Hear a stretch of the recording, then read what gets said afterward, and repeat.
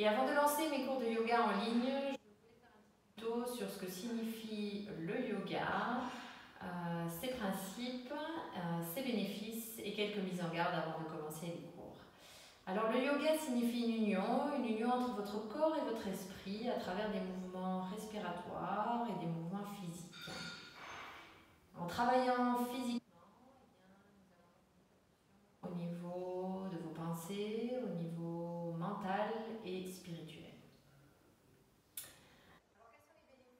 En pratiquant le yoga, eh bien, c'est une activité physique, donc vous allez renforcer votre musculature, vous allez affiner votre silhouette et en même temps vous allez acquérir, augmenter votre souplesse.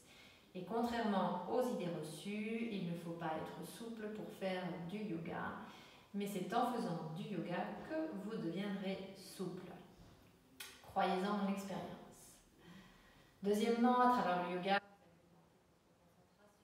votre force de volonté et vous allez diminuer votre stress ainsi que vos tensions. Et si vous parvenez à appliquer dans votre vie de tous les jours ce que vous apprenez lors de vos cours de yoga, eh bien vous allez voir que vous allez pouvoir surmonter beaucoup d'obstacles que vous ne pensiez pas pouvoir surmonter auparavant.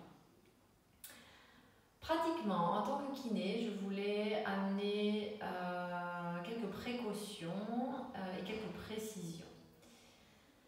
Un des principes fondamentaux dans le yoga, c'est son corps. Donc ne poussez pas vos limites trop loin parce que vous pouvez vous blesser. Donc il faut toujours rester en dessous de votre seuil douloureux. Alors il faut bien distinguer la douleur d'un... La douleur, c'est quelque chose qui est insupportable et que vous ne pouvez pas tenir. Et donc il faudra quitter la pause.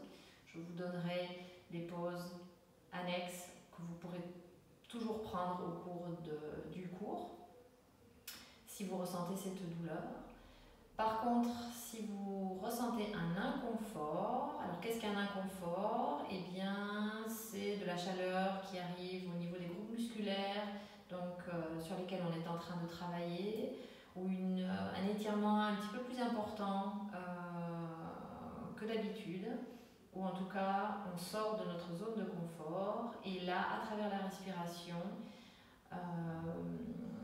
vous allez rester concentré et être dans votre moment présent et c'est là où vous allez voir les bénéfices du yoga.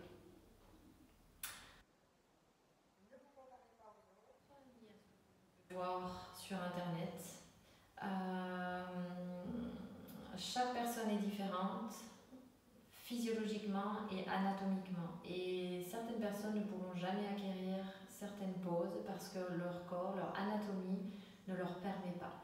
Donc s'il vous plaît, comparez-vous à vous-même avec votre pratique au moment où vous avez commencé et suivez l'évolution en fonction de vous-même et pas en fonction de votre prof ou de vos amis ou si vous suivez une classe de vos collègues. Au niveau du matériel, pas besoin de grand-chose. Vous avez besoin d'un matelas de yoga, un matelas de gym, un coussin ou une couverture que vous pouvez plier, que l'on utilisera donc pour s'asseoir, car il est très important d'avoir la hauteur inférieure à la hauteur de nos hanches, de notre bassin. Un strap ou une serviette de bain que vous pouvez étirer et un bloc, et si vous n'avez pas de bloc vous pouvez utiliser un livre donc, qui vous servira de support. Voilà, je pense que je vous ai tout dit. Si vous avez des questions, n'hésitez pas à me les envoyer en message privé. Si vous avez des envies particulières, des sujets abordés, des envies au niveau de la pratique, que ce soit plus lent, plus puissant, n'hésitez pas à m'en faire part. Donc je vous donne rendez-vous demain matin, mardi à 10h, pour ce premier cours en live qui sera donc dédié aux débutants.